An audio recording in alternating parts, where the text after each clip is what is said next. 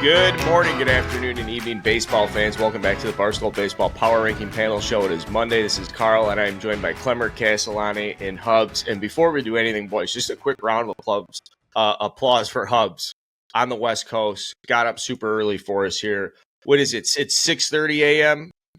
Western time. You can't do time zones. Yeah, it's 7. How could it be 6:30? I didn't know that you were in California at the time we were asking about the time zone, so I don't want to fucking hear it, Clemmer.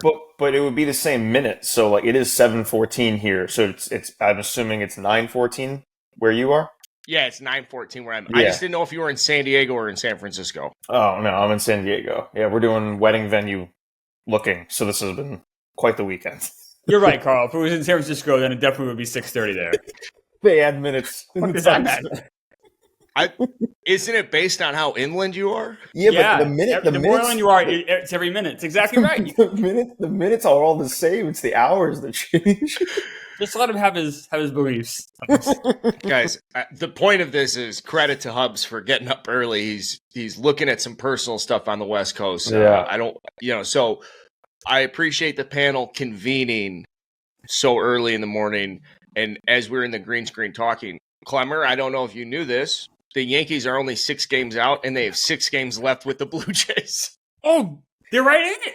He brought it up. He brought it up. Not what me. A dumb, stupid take. Who gives a fuck about the Yankees? The Yankees are more dead than Giancarlo Stanton's career. This is just, it's just one corpse after another in that lineup. It's over, Hubs. It's over. He brought it up, not me, you decrepit old fuck. I didn't bring this up. It's all Carl. Carl, it's over. I will say it would be very funny as like a prank if they swept the remaining 6 games they have with Toronto. Like that'd be really funny. It would kill Toronto, obviously. It seems like something Toronto would let happen too. Like they're such a jellyfish of a ball club. I could see them like getting swept twice. Just as a preview here for these rankings, none of the teams in baseball that are really in these rankings were winning right now. They're all, I don't know who's winning games like recently, but it's not the teams that we're about to talk about. No. Putting this together was like, it was like, ugh. I had to like hold my nose putting this list together. Spoiler, I still haven't really put it together. Like we're just going to figure it out as we go because I don't know where to put some of these teams. It's just going to come to my head. Kinda. But it's going to be an official list once it's set, once it's made. This is week 25, Barstool Baseball. We're recording this before any of the gameplay. We got the NFL today. There's a lot of shit going on. We're still confident in this 1 through 9. There's a series going on right now. We're going to talk about it quickly between the Orioles and the Rays. That was electric the other night. Let's just get in the batting order, though. I think we set it off as did I say Hubs or Clemmer 1? Clemmer 1. Clemmer 1, Hubs 2, Castellani 3, myself 4. Yep. And real quick off the bat, so long, Chaim Bloom. Who could have seen this coming? Do you want to take a victory lap because you predicted that? I don't want when someone loses their job, I'm not going to be totally happy about it. But the Red Sox fans who, when I predicted this in the beginning of the year, fuck you. Like you could one of these guys, Cora or Bloom, are going. They're going to stick with Cora. It seems like maybe even give him the job here and just like Belichick and run the whole team, the whole organization. But things have not gone well. I see fans. One, you're right and you're winning an argument when fans are trying to argue semantics with you that mid-season doesn't mean during the season. And you're like, oh, you meant the middle of the season. Like, no, I would have said the trade deadline or the All-Star break if that was the case. Mid-season just means during the season. He will not survive the season. He did not. I will say also people are like crediting how he's built their farm system. They got some hitters, sure. They have 0 pitching prospects. Mm-hmm. So like Chaim Bloom is not leaving them in the greatest spot here. Like it's not like, some people are thinking, oh, this is Henry's a scapegoat. Maybe to an extent it is because he has, he forced him to trade Mookie Betts and forced the Dodgers to take on David Price, which really hurt that package. But I don't know, everything. The only good move he made was sign Yoshida, who has really tailed off here, like in the second half. So he's young and he seems like he knows what he's doing at the plate, but he really didn't make too many good moves, and they're on the verge right now of 3 last place finishes in 4 years. Yeah, in a big market, unless you're Brian Cashman, you don't survive that. So, That's what it is. I'm upset because they're going to probably bring in someone who knows what they're doing, and that will upset me. So, yeah, Brian Cashman's leash only grows longer, though. I like from your a historical perspective. The Chaim Bloom era is such a huge failure. In fact, you could make a case. It's the worst GM tenure by any Red Sox general manager since the mid-'60s. That's how far back you have to go to find a because the Red Sox have had quite a bit of success really since 1967. They haven't had too many bad teams, and the GMs that proceeded over bad teams, like Ben Cherington, did win a title in his run. So it's hard to say he was obviously got to put that ahead of Boom. Lou Gorman, he was a GM, 86 World Series. So, I know they had some down years at the end of that run. Duquette, he brought the Red Sox to the playoffs a few times.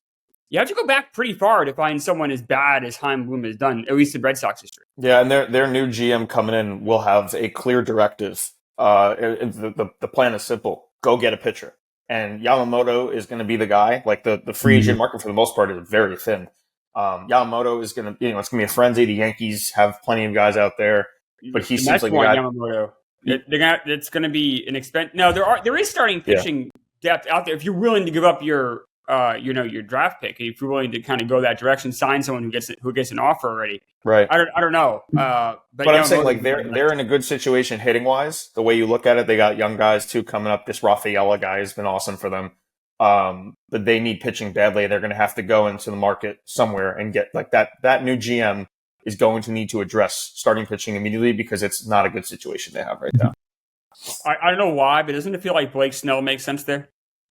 No, I could see that. I don't know. Chaim Bloom would never sign Blake Snell. No, that would never be that is the opposite of the signing he does. He was part of getting rid of Blake Snell in Tampa. So I don't know. I kind of got to get in the mindset of who they bring in. I really hope it's not the Orioles assistant GM Sig Mejdal. That guy's a wizard, and I don't want him on the Red Sox. But yeah, see ya, Chaim Bloom. See ya. You guys want to rank some baseball teams? Let's do it. Yeah. 1 through 9. Who's kicking it off? Me. Take it away. Yeah, it's the Braves, obviously. Now, one thing we're going to notice going through this list here is that all of these teams have major problems, or at least problems to consider, or they were losing. This was just a battle of who could care less a little bit putting this together. Yep. But even the Braves, as dominant, as great as they are, I'm a little nervous. Ronald Acuna left Friday's game early. Did not play yesterday. I know he didn't start yesterday. I'm a little bit. That's a concern, obviously. When it comes to the playoffs, obviously regular season doesn't matter at this point for these guys. But you need Acuna in there if you're going to make a big run. I think. He's so electric. He's such an important part of that offense. MVP. I worry about that. Hopefully, it's something small and minor, and they can bring him back whenever they need to. But I would hate the idea of the Braves going to the playoffs without him. Yeah, I'm more concerned. I think Acuna ultimately would be fine. I think it's more so precautionary. I know that bullpen from a numbers standpoint has been fine this year. That is the weakest unit on their team. And when you've watched these Marlins games the last few nights, they had a 6-run inning, I think in the 8th inning a few nights back. It's one of those things, man. There's a difference between bullpens that are solid in the regular season, bullpens that can lock it down in October. I think that might be kind of a concern. But besides that, what else can you say? They're going to cruise to 100 wins now. They already wrapped up the division. I think if there's any downside to this, I think they'll probably look a little bit sloppy the next 2 weeks just because what's the point? They've already wrapped up everything they've needed to, but a deserved number one. Yeah. How about this little fact as a positive because, Acuna's is a negative and that's sad. I think more or less they're not going to push him and they're just going to, especially a calf is totally an injury you can, re-aggravate very easily. So they have no reason to really, it makes sense for him to sit this whole weekend. There's no reason to play. They are, per James Smythe on Twitter, they are one Marcelo Ozuna home run away from being the first team ever to have 4 players with 35 or more homers in a season. First team ever to do that. Yeah, that's incredible. And baseball's been going on a long time. That doesn't count Ozzie Albies, who has 30. So, right. He could even get, if he goes on a little bit of a tear here, he could do 5. Yeah. And, Matt Olson has 52 home runs. It kind of got lost in the shuffle between Mookie Betts and Ronald Acuna. Big time. He's not going to do it. There's only 14 games left, I believe, for them. He had an outside shot at 60 for a while. he could finish with 55, 56 home runs, which would be that's an amazing number for a guy that was basically the Freddie Freeman replacement. Just amazing job of the Braves, top to bottom. And I know, Chris, you brought up the bullpen not being – they don't have that dominant arm, but they have 5 guys in that bullpen that have ERAs in the threes. I know they don't have that electric arm, and it's not as exciting as you might want to have, but they have some really strong bullpen depth down there that at least is like a competent arm after competent arm. Mm-hmm.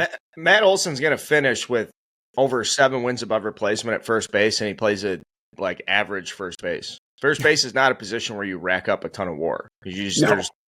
Everybody there is hitting 30 homers, and it's amazing how much better he is than the replacement. Is my point here. Mm-hmm. Castellani, you're nervous about the bullpen? Yeah, a little bit. I get what Clemmer's saying in terms of depth, in terms of competent arms, but I've seen those good bullpens get to October and struggle a little bit. And I just think compared to the rest of their team, because I think this is one of the best teams of recent memory, what's the one thing that could do them in October? I don't think it's going to be the offense getting cold. I don't think it's going to be the pitching staff getting rocked. It would be you have late leads, kind of reminiscent to the 90s Braves teams. You have these late leads. You might, who's the dynamite arm that you're going to go to close out games? I know Iglesias is fine. Fine isn't always, doesn't always pass in October. Yeah. Would anybody downgrade the expectation that they should win the World Series? We've all said, going into the playoffs, if Acuna's out for the playoffs. Oh, if he's out for the playoffs, the expectation will remain the same, but the likelihood goes down significantly. Yeah. Well, he's the best player. But if you are a Braves fan, right now we've talked, Braves fans are walking around expecting a World Series. They want the World Series. If you don't win the World Series, you're let down. Even if you go to the World Series and you lose. My question is, without Acuna for the playoffs, and does that impact their ability, or does that just give them an excuse later? What do you think? They won the World Series without him. Like they did. And that stat I just read, there are other players on this team mashing. The whole lineup, you take one guy out there. Listen, it will be easier to beat them. But they're still a gauntlet. And their expectation, especially with how we talk about how the NL, everyone's kind of dropping like flies. I don't think, at least getting to the World Series, maybe you lose there, but without him, but getting to the World Series, they need to get there without him. And I don't expect him to be, this is such a hypothetical. I think he's going to be okay. He's going to be in the lineup. So It's hamstring. It's a hamstring. Isn't it calf? Was it? I thought it was calf too. But either way, those are both re-aggravating injuries that are trouble and, nitpicky. Okay. I'm 2, right? I'm going to shake things up a little. I'm having the Rays here at 2. The Rays are just playing better baseball than the Baltimore Orioles right now. Now, we're recording this Sunday morning, so there's a chance that the Orioles split the series. There's also a chance that the Rays take 3 of 4 in Baltimore, and they've played really, really sound baseball the last 2 or 3 weeks here. The Orioles have not. The Orioles are limping here and hitting kind of a wall. They did win 8-0 Saturday night. They needed that so badly. To just give themselves a little bit of cushion here. They're 1-game lead as we speak, the same amount of wins in the American League East. There's a 2-game loss separation. That's huge.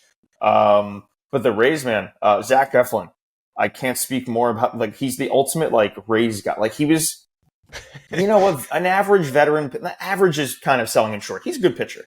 He's been great for them. And he was excellent the other night. And it made me feel old when he spoke, but he went 7 innings. He gave up 1 hit, 8 strikeouts, no walks in Baltimore. And he, in the last 2 months, since August 1st, a 2.98 ERA, which would be even lower if you take out his stinker against the Guardians, where he gave 6 runs in 3 innings. And he's still at a 2.98 with that factored in. So he's been great. He had a quote after his start that said, this start felt so good to me. I grew up a diehard Rays fan. And you'd think that, okay, maybe a 23-year-old says that from Florida. He's 29. He's my age. And he's saying he's a diehard Rays fan. That makes me feel old. Why do you feel old? Because I want to, I don't know, how many fucking diehard Rays, who grows up a diehard Rays fan? It's Dick Vitale and nobody else, I think. Yeah, they've been around 25 years. But there's not that many fans of them, and for there to be a diehard I don't know, man. You just don't see that often. It's been, I don't know, but cool for him. He's pitching for his childhood team, and he's pitching great. And he is, Glasnow's kind of hit a little bit of a wall here his last few starts. But Eflin's been great, and the Rays are surging. People might say when they look at this, like, oh, the Orioles are ahead of them in the standings. Yeah, but like the Rays are playing way better, and it's crazy without Wander Franco. Like the fact that they've done this without him is insane. But they're just a machine, man. They just keep going. We'll see how it translates in October, but I don't know. I don't know if the Orioles hang on here and it's a really big getting that 1 seed and skipping through a series, and then on the flip side, you're the 4-5. That's all. This is so important, and it's so razor thin. So yeah, this race, obviously the AL West is huge, and all the wild cards, whatever. But man, there's a lot at stake here. So I guess my first reaction is: does anybody have any disagreements here? He opened it up as suggesting Hub's opened it up as suggesting he's going to shake it up and get a little crazy. So I'll say I don't have an argument against the Rays vaulting to 2. I don't vote against it. Does anybody strongly vote against this? I'm not going to vote against it. I had the Orioles 1 simply because 2. Because as of the time that we're recording this, they are ahead of Tampa Bay in the standings, though by the time this is uploaded, that could change. But they were basically 2A, 2B for me. I mean, these teams are so evenly matched. And over the last month, I would say, the Rays have been the more impressive team. The reason I'm not going to argue it at all is because right now, and we'll see what happens when we get to October, but with the Felix Bautista injury and with the inconsistencies or some of the question marks we have about the starting pitching staff, I think the Rays have a better chance of winning the World Series right now than the Orioles do. So for that reason, I'm not going to I can't go back and forth about it. It's very, very close, but I'm fine with the Rays too. Everything Chris said, I agree with. Thank you. My argument is for the Rays is I think they're better in a neutral site. I don't know if that means shit. I saw last night's game. I was like, this is really home field cooking. Places fucking going bananas and stuff. Yeah, but on the flip side, Tampa won the first 2 games of that series, in that hostile environment. Yeah, was it like that on Thursday, Friday? I can't speak to that. I haven't been closely watching, but I imagine Friday night especially was buzzing. They got on Glasnow pretty hard in the second inning there, and the place was, it was rocking and rolling, but he had given them that. They didn't have a whole lot to cheer for those first 2 games, so I think the atmosphere, they wanted it to be the same. I don't know if it quite worked out. I think that was more the case. I will say too, that was a big start for Glasnow.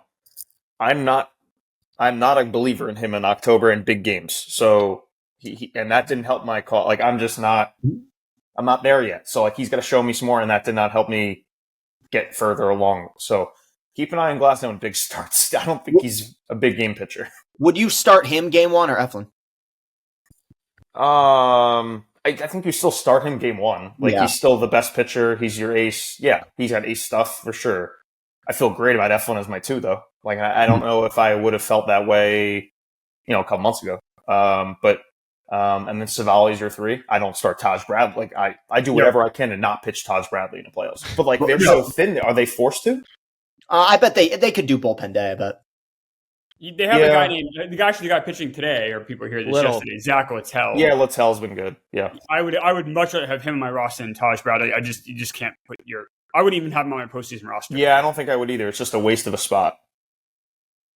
Yeah, they certainly have the bullpen to just be like, hey, we're just not going to start somebody legit today. But yeah, it's crazy. You look at that roster, and it's just this isn't a World Series roster, but at the same time, they definitely could get to the World Series very easily. So, fucking Rays, man, they do this every goddamn year. Yeah, without Franco too is the most impressive. It's taking away the most talented player, dude. It's. But at the same time, it's in their DNA. Everybody steps up. Rayleigh's playing center field, that big motherfucker. Yeah. Castellani, you're 3.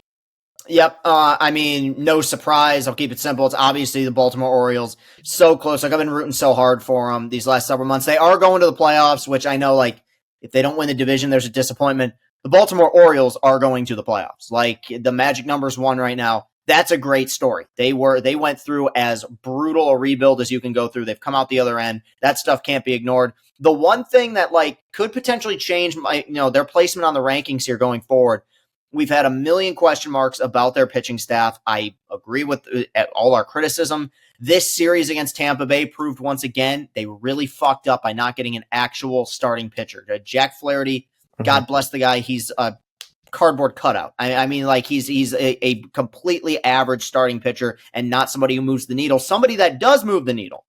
Grayson Rodriguez, man, 10 outings since being recalled, ERA of 2.21, 8 scoreless in what was probably the Orioles' biggest regular season game in 9, probably since 14, maybe 16 when they made it, got that wild card spot. So that's insanely impressive.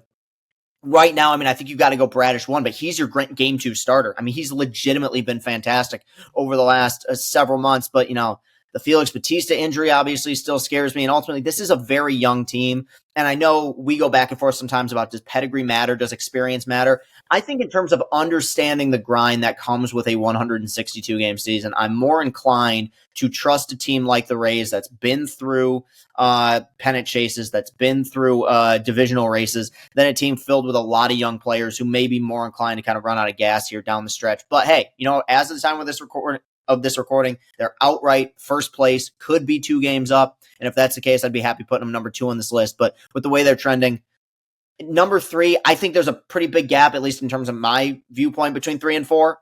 Maybe that's that gap's getting closer, but they've had a phenomenal year. They've played fine, but the Rays have just been tremendous over the last several weeks. That's why they're 2. But Orioles comfortably in that 3rd spot. It's funny, we talk about all the power that Atlanta has with good reason. The Orioles don't have a lot of power. Deceivingly so. They're 9th in the American League in home runs. And, we talked about how the Braves have 5 guys with 30 or more home runs, but 4 guys who are going to have 35 or more. The Orioles don't have anyone who has 28 home runs, which is just interesting. I'm not saying, look, Gunnar has 27. Santander, I always mispronounce his name, has 27 as well. But there's just I don't know if there's a bat in that lineup I'm like, oh, fuck, I'd be really terrified to face. And when you mix that with starting pitching that isn't electric enough for me to get that excited about it. Obviously, Grayson has electric stuff. It's just not as... There's no true ace. Like, Kyle Bradish, to me, doesn't stack up with the other aces we're talking about when it comes to playoff teams. I don't know. This Orioles team, look, they've had an amazing season. They already have 90 wins. They could win 100 if they go on a tear here. What do they have? They're on pace for 100 right now. They only need 8 more. I don't know. The Orioles are confusing to me. I think you still think they're a little fugazi, don't you? Yeah. I don't buy it. I don't. You don't buy him in October, I think is what it is. That's the thing. I hate what Stephen A. Smith and shit have done to just talking about sports. There's a gray area. It's not like one or the other. There's a middle road here. This isn't a Skip Bayless conversation. This is a little bit. I think we have a bit more nuance here, and it's this is a very good team that I just have major questions about in October. But I could be wrong, and they could go on a run here. There's a lot of talent here. There's a lot of young talent, and maybe they all kind of level up here in October. Here, I'll come to their defense a little bit. So I did just put the Rays ahead of them. So keep in mind, but. If you look at the playoff picture in the American League, obviously Tampa, Twins starting rotation, whatever. They're the Twins. I almost don't even consider them in the playoffs. The Texas Rangers without Scherzer, and we're going to get to them in a second. That's not impressive. That rotation. Seattle's is. We'll see if they get there. They're not playing good baseball right now. Houston's is kind of whatever. They have names not necessarily performing to their names. There's I know the Orioles have starting pitching problem, but no one in the American League really is going to blow you away with starting pitching. For the most part, they might be able to get away with it. You might be right, Hubs. This might be the year to kind of come in here and be that team that kind of does everything good enough, but nothing maybe great. Yeah, maybe you're right. Maybe this is about as open a field. Look back at the last 5 years. I feel like there's always 3 or 4 teams that win 100 games. I feel it's been there hasn't been a lot of parity in baseball the last 3 or 4 years. This year there is, and especially outside the Braves, there's a lot of it, especially in the American League. So you're right, Hubs. Honestly, any of these teams we're talking about, in our top 9, that I have my top 9, as much as I don't love all of these teams, I could see all of them in the World Series. Mm-hmm. I don't want to do anything too crazy, but I want to put the Brewers 4th. You know what? Have at it. I had them 5, but I don't. Go ahead. Go ahead with it because I think we're going to be They're just a steamroll, man. Yes. They're I think 20-7 over their last 27. This is right around the time Craig Counsell likes to ramp it up with the boys. Brandon Woodruff has a sub-2 ERA in 56 innings, I believe. He's given up 30 hits. He looks awesome. Corbin Burns has been outstanding. He's thrown at least 100 pitches in 4 straight starts. Love that shit going in October. Give me 8 innings of Corbin Burns. Give me him all amped up, ready to go. Like the arm's ready. This is the type of pitching staff that is so much better in comparison to the Dodgers. Mm-hmm. You haven't even mentioned Freddie Peralta, Carl. He's 200 strikeouts. You love Freddie Peralta. I was waiting for you to do it. I love this rotation. I love what the Brewers are doing right now. I had them at 5 like Castellani did, but honestly, you know what? I'm probably wrong. Fuck it. Put them at 4. They deserve it. Yeah. They just can't hit. But the pitching's so good, and they have an elite closer. Does it matter that they can't hit? In the past, it has, and it's done them in. But they're probably like after the Braves, like one of the more stable teams we've like seen. Like they're almost here. Like everyone we're going to mention after this is like, what are you doing? Why are you doing this right now? The Brewers are just like, yeah, like we're good. We're just going to keep winning series, and we have a 7-game lead. Like we're chilling. Rank us. So here we are. I really like this pick, Carl, because I think at this point in the season, these things have to be based on which of these teams is most likely to make a deep run in October. And right now, because of how not inconsistent, but just banged up the Dodgers pitching staff is, I think the Brewers have a legitimately better and easier pathway to the World Series than the Dodgers might at this point. And look, you guys bring up the offense, and it's well documented. Like, if they end up losing in the playoffs, we know what it's going to be for. I mean, it's going to be because the offense gets shut down. With that said, they have a few scrap heap pieces that have been pretty solid contributors for them. Mark Hanna's been great. Mark Hanna, since being traded for by the Mets, 878 OPS, slugging 481. I mean, this is the team that has the lowest slugging percentage in the National League. This is going to piss some people off, especially Hubs. I think in a weird way, Josh Donaldson's going to have a contribution to that team because Donaldson is half a corpse at this point, but he does one thing. He can still hit home runs. His slugging percentage this year, despite it being one of the weakest he's had in a minute, is substantially higher than like most players on the Brewers team. Like especially with the DH and that potential pinch hit situation just coming off the bench, 37-year-old with some pop could do worse. Not saying he's going to carry him through October, but I think right now I'm seeing just enough pieces for this to potentially be a team that could. I think they have the best shot of beating the Braves because you're not going to outslug the Braves. The only way that you can beat Atlanta is by having a pitching staff that can shut them down in a 5-7 game series. I think this is the only team in the National League capable of doing that. Hubs, you got to respond to the Josh Donaldson comment. I don't disagree. Like when he was with us, it was literally he would have as many homers as singles. Like, but then the result year of a 140 batting average and batting averages and that kind of does. Like when you're hitting 140, like it's extremely frustrating. He still plays great defense for them. Yeah, I guess it's a shot. It's worth a shot to see what you got in them. Like why not? Like he's performed before. Like and he's been in the postseason and inject some. They need any kind of offensive life that they can get. So I don't hate the idea of tapping into it. I hate him because he was blocking young guys from playing on my team. It makes sense to give him some sort of chance here and see if you get lightning in the bottle. And I listen.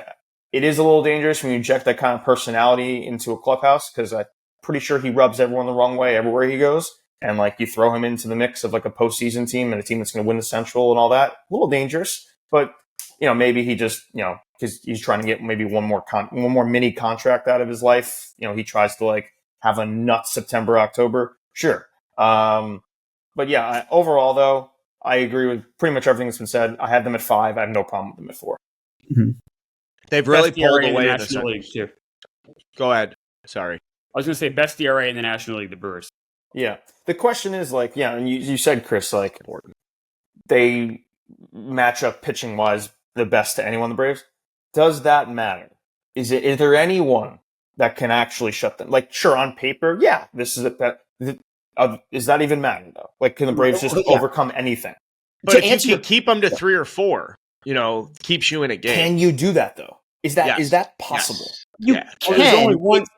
Yeah, I was going to say there's only one team that I think that's one team that's the best shot. It's them. So especially with the Dodgers having all their issues. So if anyone's going to, maybe the Phillies too. The Phillies have a good enough rotation that they did it last year. Yeah, those two teams. Those are the teams that let's see what happens. That's what's so great about the playoffs is we're going to get this amazing offense against maybe some pitching staffs that could shut them down. How we doing number 5 here? It's me, right? Now things get hard. Yeah, I don't think it does. I think it's the Dodgers pretty clearly. Oh, sorry. After this, it gets hard. Sorry, Dodgers. Yeah.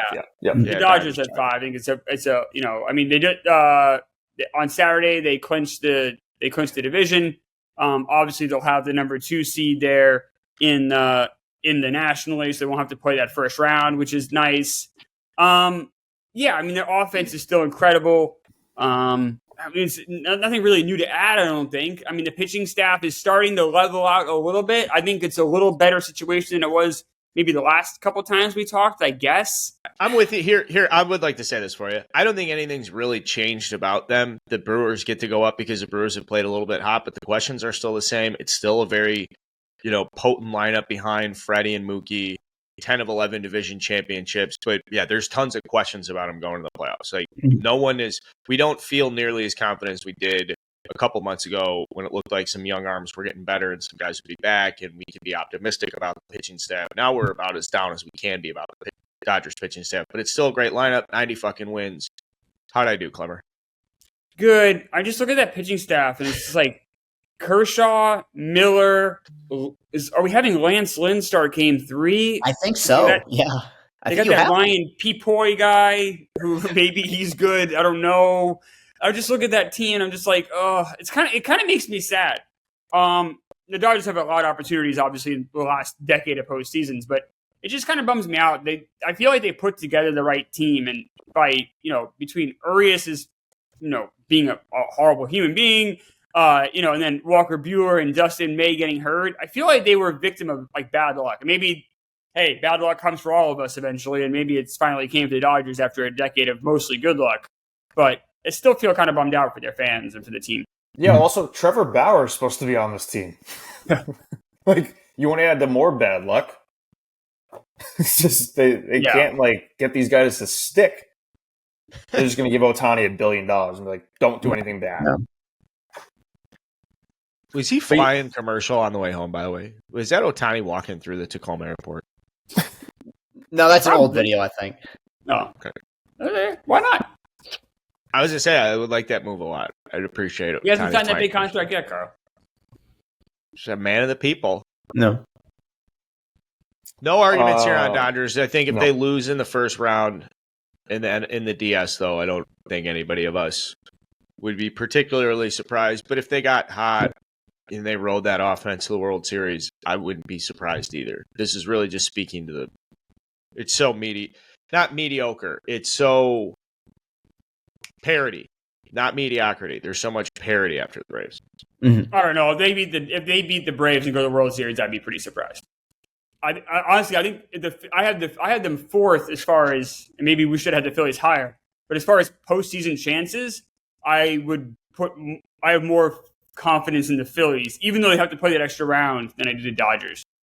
So let me ask this then. Does anybody want to entertain Phillies ahead of the Dodgers on his power rankings? No, because of the Dodgers lineup. I understand all the criticisms, but I think at least, and I'm with Clemmer where I'd be surprised if it got past Atlanta. I still think with the offense they have, we can't I still think they make it to the NLCS, meaning they're one of the 4 or 5 best teams in baseball. So I'm comfortable there at 5, though I could see them in the coming weeks sliding a little bit depending on how they play. Who do we like number 6? So that's me. And we're kind of just talking about them. I'm throwing the Phillies here. I thought about maybe the Rangers because they showed some signs of life sweeping the ever-living shit out of the Blue Jays. It might just have to be the fact that it's the Blue Jays. But with Scherzer's injury, and I can't do it. The Phillies here, they're going to be in the playoffs. Like that's almost as part of it too. Like I don't know who's going to be in the playoffs in the American League. I know the Phillies are going to be in the National League. They haven't been like lighting the world on fire necessarily. They did just lose a series to the Braves. It was a fun one on Tuesday. And Bryce Harper's awesome.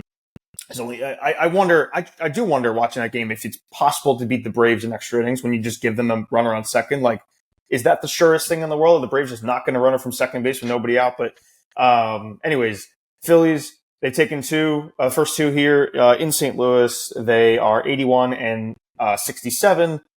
And yeah, they just to me, we just talked about them. We're beating a dead horse, but they're one of the teams that can knock out Atlanta. They have done in the past, and their lineup is very, very nice. They've got a few pitchers that can, on their best day, can scare the shit out of you. And yeah, I don't know. It's more just they're not letting. I don't know if they're necessarily playing the best baseball in the world to rank them the sixth best team in the whole sport. But everyone below them just isn't worthy of hopping them. And they haven't been playing good baseball at all. After this, 7, 8, 9 is ugly. It's just everyone's putting a gun to their head and be like, who wants to win a baseball game? No one wants to. So for me, it's more just stability. And I know they're going to be in the playoffs and they got a fearsome roster. So I'm going to Phillies here at 6. Yeah, you said stability. I think the key word to describe these first 6 teams and why there's to me a pretty solid gap between 6 and 7 is consistency. I just don't. The 7 through 9 are teams that are capable of beating anyone on any day, and they're also capable of losing to anyone on any day. I think when you look at the way the Phillies have performed outside of kind of a rough start, it mirrors last season. And now I think they're better than they were last season. And Trey Turner just had the greatest month ever. But I'm fine with them at 6. And it's Dombrowski teams in October. They're scary. A couple of compiler stats I just think are interesting. Trey Turner already a 25-25 guy. He's got 26 homers, 27 steals. When you think about how his season started, that's pretty miraculous. Kyle Schwarber has 44 home runs. He has an outside shot at 50, which is wild. He's only batting 197. But in fact, this is fun. So Schwarber has 44 home runs. He has a slugging percentage of 475. Bryce Harper is 17 home runs. He has a slugging percentage of 479.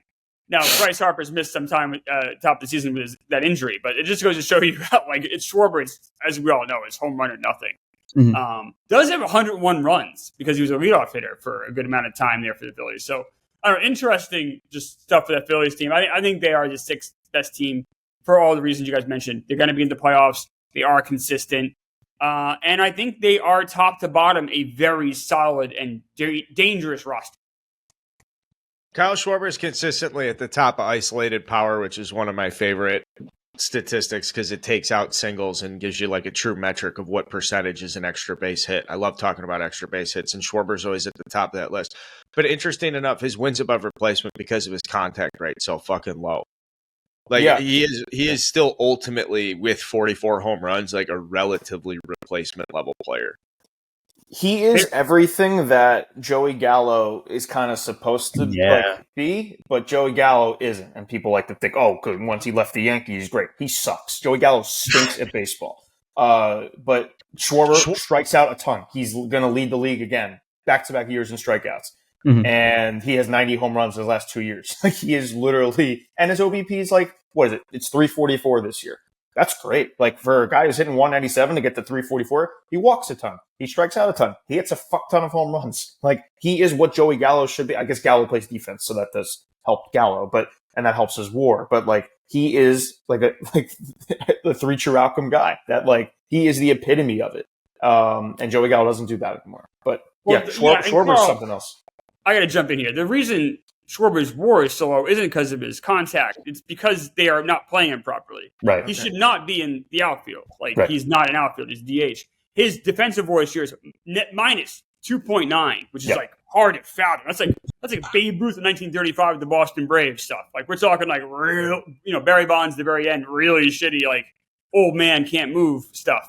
So if Schwarber was simply a DH like he should be, I'm guessing will be next year when Harper's back and everything, and everyone's. Although I don't know what they're going to do about Rhys Hoskins. I'm guessing they'll put Harper in the outfield. Everything should be fine. I'm guessing you see a pretty big uptick in Schwarber's WAR. We'll see. We'll see. It's a statistic I like tracking since the Cubs let him go. They didn't offer him $8 million that 1 year. He's one of those guys, man. I know that you look at the average and all that, and what is he worth the money? I don't know. He's a pretty good catalyst for them. Like he gets everything going when he's hitting at the top. Like their record once they moved into the top is awesome. That's one of those moves, Chaim Bloom, that they didn't even consider bringing him back. And I felt as a Yankee fan, he fit the Red Sox so perfectly. He just looked like a Red Sox, a guy who could just wreak havoc all over that hitter's park. And they didn't even like that. That to me is a move that like I couldn't believe they didn't entertain bringing him back. It wasn't even probably a conversation, and that's insane. Yeah, I want to get a statistic to measure big home runs, like all the subjective stuff behind it. That gets the crowd off their feet. Like, were you cheering the loudest? Did you go, holy fuck, the most? Yeah. Kyle Schwarber would lead the league in that category as well. We're in the 7th spot here, I believe. 7th spot? Yeah. That's me. This is you, Castellani, in the 7 hole here. Yes. Okay. Are we going to see an AL West play? Yes. Okay. It's tough because you guys talked about it. I feel like each team in the American League West is just kind of playing a game of hot potato right now, not wanting to take it over. I don't like the way this team is playing right now, but I still think they have a better chance than the other 2 teams in their division, or really any other team in baseball outside of these top 6. It is the Houston Astros. Now, I'm going to start by being critical of them. I don't like the way they've played in September, and quite frankly, I've been waiting all year for that Astros run, that 10-game win streak, punch you in the mouth. Oh, shit, look up at the standings. The Astros have a 5-game lead. I thought September would be that opportunity. Here's what they've done in September. Home against the Yankees, swept. You go on the road against Texas, beat the shit out of them. I mean, just sweep the Rangers, run them off the field. Great. You come back home against San Diego. You win 2 out of 3. Oakland at home, lose 2 out of 3. They have the 3rd game of this series against Kansas City on the road today, so the results of that will have been played out by the time you're listening. But they've lost the first 2 of the series against fucking Kansas City, and they just had to. This is true.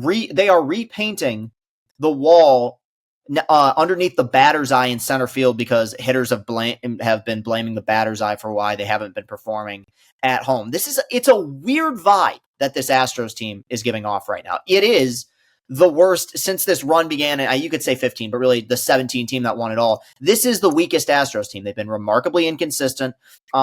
It's not a talent issue. I think it's one of the best assembled rosters in the entire sport. But I really do look out for this stuff. The deeper we get into the season, are you taking care of business against the teams you should be taking care of business against? I understand going on the road against Baltimore or Tampa, and maybe you drop 2 out of 3 when the pitching just doesn't line up. But, you're losing to Kansas City, fucking Oakland, and now, they got one more against Kansas City. Their next few series, Baltimore at home, Kansas City at home, at Seattle, at Arizona to end the season. I mean, there's, as good as they are, and while I do think they win this division, their chances of winning this division are every bit as high as them potentially missing the postseason. They've been an inconsistent bunch, but because of the makeup of the roster, I'm not even going to go pedigree here because I don't think they've played that great, but because of the roster makeup and overall talent, I'm still putting them 7th, but somewhat reluctantly here because I just don't think they've played well in the month of September.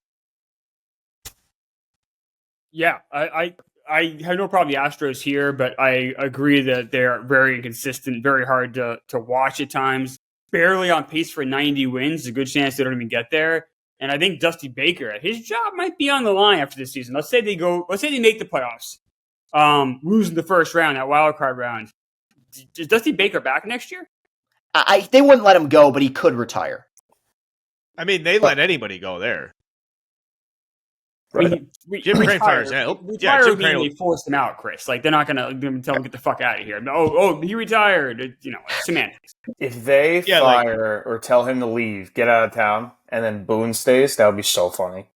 Like Dusty's a World Series champion for this. He is the guy who, and then Boone just keeps coming. It's so funny. I don't mean to bring the Yankees, but as for the Astros, you're just a true Yankees fan. No, dude, I think there's a better chance Boone stays. I think they just, dude. I mean, don't ask me the decisions because I would literally fire everyone. But I think there's a better chance that not Boone stays somehow for one more year because his contract's one more year. I don't think Boone gets fired either. I'm sorry, as an outsider, I do not think that they fire Boone. I think they just run it. I think they trust their guys, and I think Hal has always said something along the lines of like, with Boone's job security, like if the players like him and the players feel like he's the guy to lead, he stays. And I feel like Judge really likes him, and I don't think they want to switch that up right now. They give it one more year, which is they have to fire someone. They fire the hitting coach. That's what they'll do. That's what they'll say. We high fired you. If they don't fire him, I think. Dude, you're looking at the worst run organization that has this much money to spend across the league. Back to this, to not stray too much. Yeah, the Astros aren't playing well, like at all. And they could miss the playoffs, which is crazy. I didn't have them here. I won't argue it because I think 7, 8, 9 are just so like, what are you all doing? Like you almost could just put them all 7, 8, 9, just be like, figure it out. Like I don't know what to do here. Houston's schedule the rest of the way is Baltimore, KC, at Seattle, at Arizona. That's not easy. And, KC, they're even having trouble beating the Royals right now. So maybe that's even a hard series for them. So I don't know what they're doing. They never turned it on. I don't know if they're just waiting for October and to get in and like, hey, here we are. Here's Justin Verlander. Here's Framber Valdez. Here's Alex Bregman, whatever. But they're not trying to win over fans right now, clearly, with the way they're playing. It is, as you just went over, Chris, like their schedule, like they just, the way they just can't figure out what team they are and how they want to play. It's if I was an Astros fan, I would be so frustrated watching this team every day. You don't know what you're going to get. All right, I have a question for you guys. Go ahead. So the Astros don't play the Rangers or Mariners the rest of the way, but the Rangers and Mariners play each other quite a bit the rest of the way. No, they do play the Mariners. The Astros play the Mariners. Okay. I was going to say. They're in Seattle for 3 the final week of the year. I was going to say, is it beneficial to have the other two kind of beat up on each other more and you can kind of just kind of lie in the weeds? Or yeah, no doubt. Or is it dangerous because then one team goes on a run? I don't know. I think you want the bullpens getting wear and tear. I think you want to be going in the playoffs. Momentum's important, but the ultimate mix, the fine, sweet secret sauce would be the health and strength of the pitching staff, where the bullets can really fly. So I would not want to be in a fucking knockdown, back and forth fight at all. I'd much rather whoever wins this battle gets 3 or 4 days off because they're not going to have to compete in that first round. So this is a huge stakes, a huge prize for winning this West because Minnesota's not going to take it. Even though actually I like Minnesota at this point more than some of these teams potentially. No, don't do that. That pitching staff's pretty good. Yes, they say everyone says this every year, and then they just show up and they get bullied. Like it just I don't even consider them a playoff team. They've played much better in the second half. They've every year they do this, and then they just show up and they shit themselves every year. They've got a good run differential too on the season and in the second half. The best thing they have going for them is the Yankees are not going to be in the playoffs. Right, the Yankees, and a lot of that stuff is somewhat coincidental or bizarre, or maybe it's small market, large market stuff. I don't like they have Pablo Lopez now. I don't, what happened with the Yankees and Twins 15 years ago has no bearing on Pablo Lopez, taking the rubber there. I agree, and I usually do. Like trends like that are so stupid. Like I hate when people read off those stats, but like you look at the dominance, it's like great. It's every series they play. It's just trouncing. So they're going to get in the playoffs and be like, wow, wait, the Yankees aren't here? This is great. Yeah.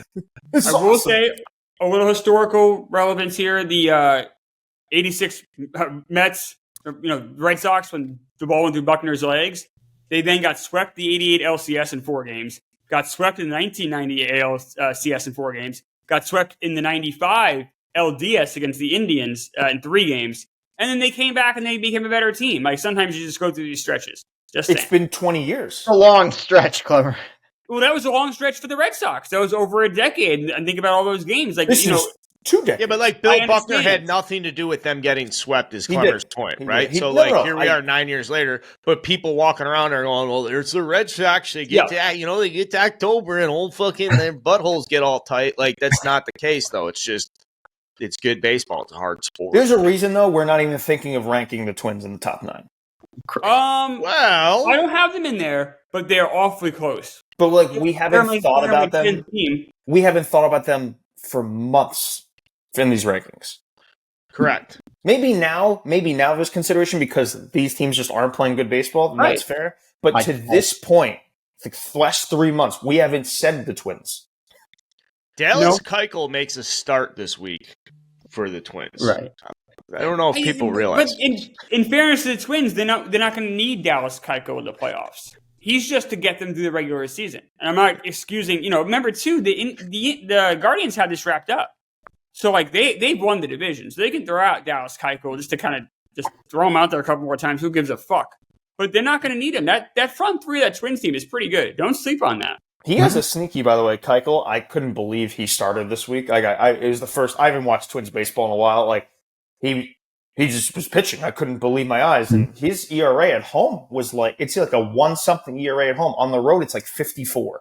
But it was crazy to see him just out there. I couldn't believe it. Royce Lewis has a slugging percentage of .549.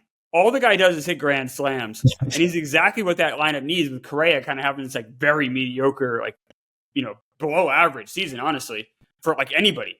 And then you have Lewis in there kind of carrying his team. I don't know, man. I'm just saying. I'm not saying the Twins are going to win the World Series. I'm not saying something crazy, but they are going to. I think they're going to give more of a fight than people expect. Well, and people expect nothing, though. That's the point. People expect nothing from the Twins. So any fight at all.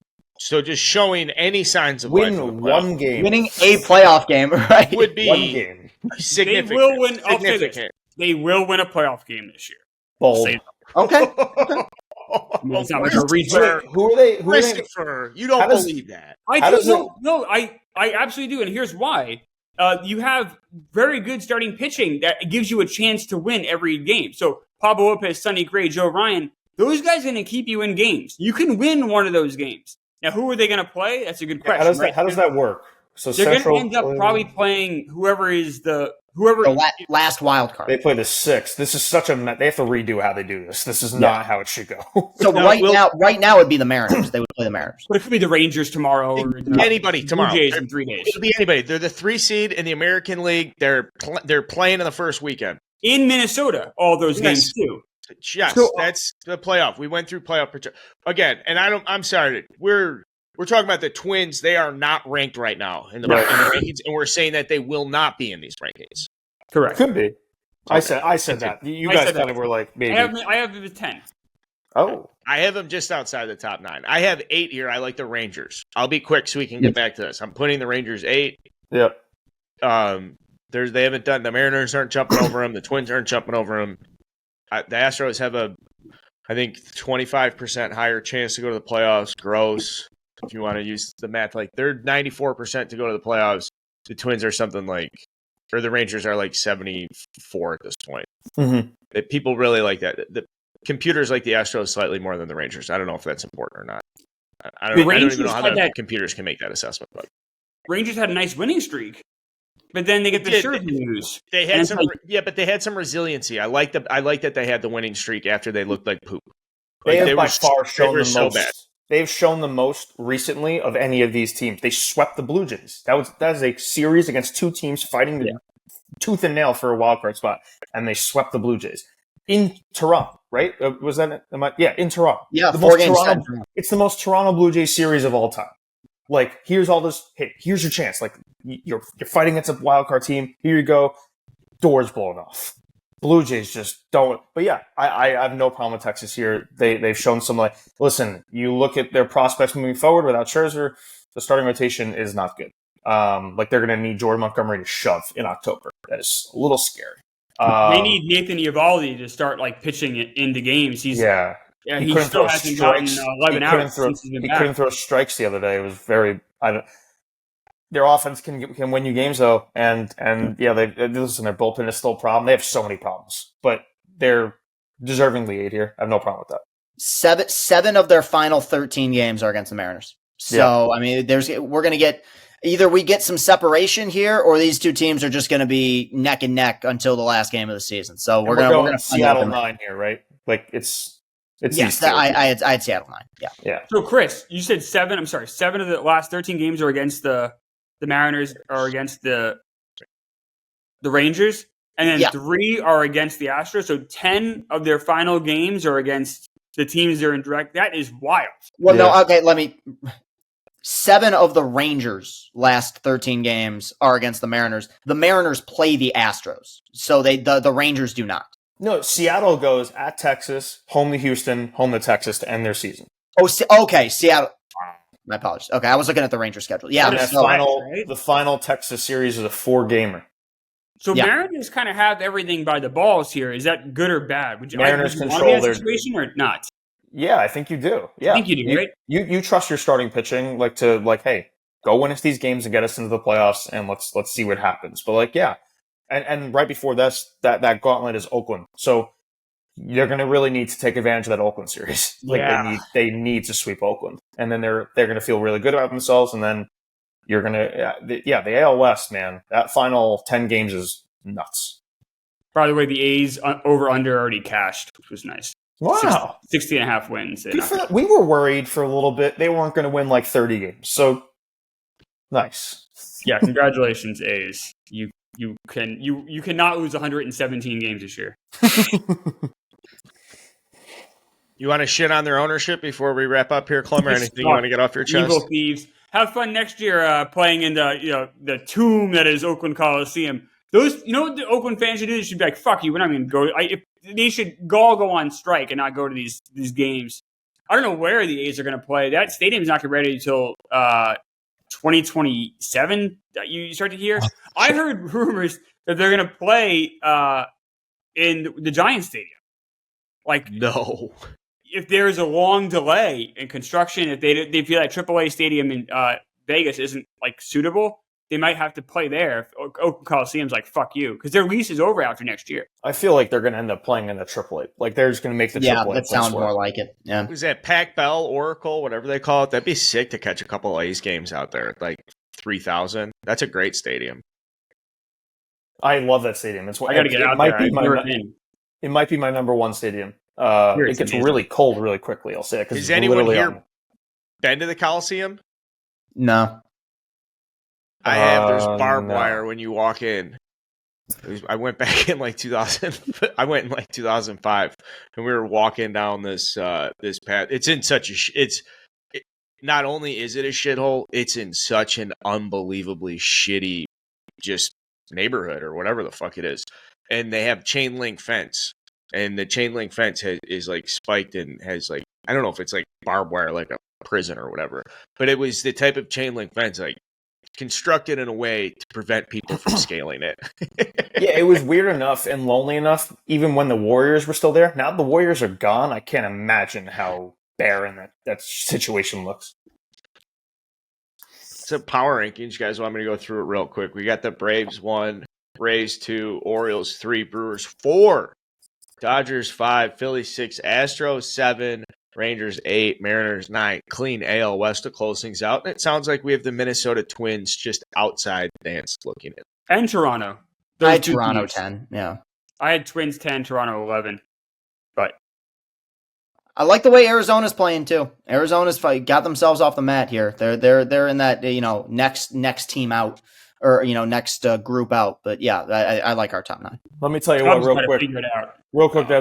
Zac Gallen was in the office this week, and I thought he was one of our video editors from upstairs. He just totally blends in, man. It's crazy. And he's just one of the best pitchers in the world, and he just looks like a regular old dude. Crazy. He has to do exercises to raise his heart rate to compete because he's too chill. He's too chill on the mound. He's too relaxed, and that's a guy he has breathing exercise to learn how to ramp up so he can raise his adrenaline, because he's always been so good. Hubs, if you go to Baseball Reference and then you pull up his amateur stats along his minor league stats, you'll see he's never ever had anything less than a very good season in his entire life. He's only been extremely good at every level, going back to freshman years at North Carolina. And he should have been drafted. He's a really undersized kid. And the story is he's got older brothers, and his dad was the Little League coach. So his dad was like, hey, if you want to play with your older brothers, you just go play right field now. And so he was 5, 6 years old, and he was playing on the 7, 8-year-old team. So a lot of his talent in it, he's very talented, whatever. But I love these stories from baseball players that are forced into situations when they're like little kids that play with the older brothers and stuff. And that's where like a lot of he's quick to the game and built his arm strength real quickly and all that stuff. So that's why he looks like a regular Joe. I mean, if there's more to it, but that's part of it is he's just a regular dude from Jersey. He was walking by us and he goes up to Fran and mentions like a similar friend and that she went to high school with. He goes, yeah. And she had no idea who he was, obviously. And then afterwards she goes, who was that? I go, that's one of the best pitchers in baseball.